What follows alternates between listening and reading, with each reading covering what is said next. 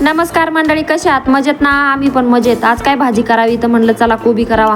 कोबी कापला सुरीने एकदम लांब लांब.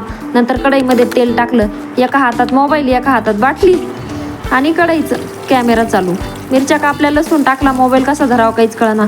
खरंच माझ्यात आयडिया कशा व्हिडिओ बनवित्या कशा नाही यार. सलाम आहे खरंच सगळ्यांना.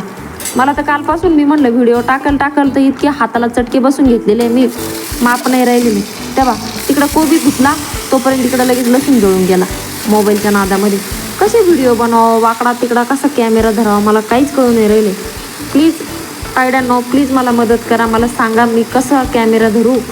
माझ्याकडे स्टँड पण नाही, फक्त मोबाईल आहे. मी लावते एका हातात, धरते एका हाताने, हलवते आणि चाललंय माझ्या भाज्या बनवायचं काम.